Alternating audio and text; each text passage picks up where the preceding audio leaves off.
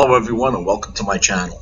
Today I want to show you how I check the ball joints, the lower ball joints on my 2000 Chevy Blazer.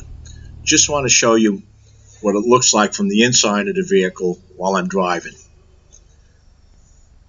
I'm trying to get on a straightaway over here so you can see this. This wheel shakes and rattles, so I know it's the ball joints.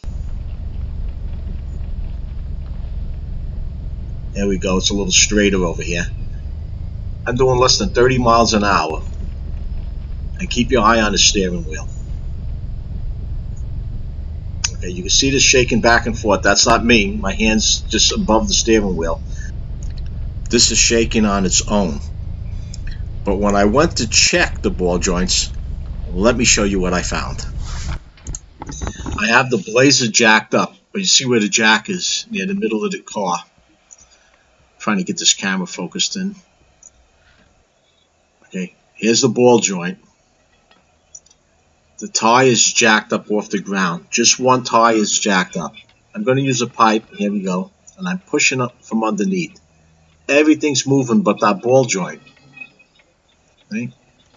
Put a lot of pressure on here, but that ball joint isn't moving. A little wiggle back and forth. That's about it. Now let's see what happens when I reposition that jack. You can see the jack now is under the control arm. I'm going to put the pipe under the wheel. Now watch this. With almost no pressure at all. Look at the movement in that ball joint. That's what I feel when I go up. That's what I feel when I drive down the road. The vehicle goes up and down, up and down. On some vehicles, you have to have both wheels jacked up to relieve the pressure off this ball joint. But on the Chevy Blazer, let me get under here.